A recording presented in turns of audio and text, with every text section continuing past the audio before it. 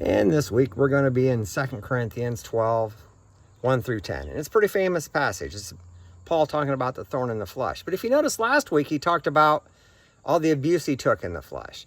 This week he's going to be talking about the abuse he takes in the spirit. So it's almost like a picture of salvation. Firstborn, the flesh. Secondborn, the spirit. Just interesting little coincidence. Just a little something to mull around in your head. And he goes on to verse 9. He says, and then Christ said, after he was pleading with him, my grace is sufficient for you, for my power is made perfect in weakness. And then he goes on to say, therefore I will boast all the more gladly of my weakness, so that the power of Christ may rest upon me. Think about that for just a second. Have you ever considered that when we are at our weakest, he is at his strongest?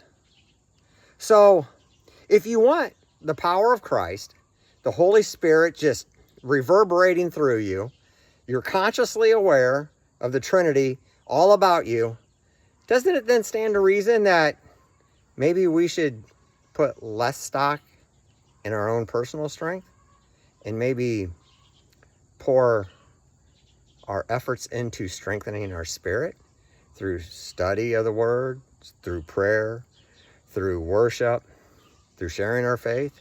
Those things that Christ has commanded us to do. I mean, we have a choice to make. Do I want my body to be strong? My physical health to be good? Well, of course. But am I taking that body into the next life? No. I'm taking my spirit, my soul. So, if you want eternal strength, don't you think maybe you ought to put some effort into that part of your life as well? All right, you guys have a good day, and we're going to dive deep into this come Sunday. We'll see you then.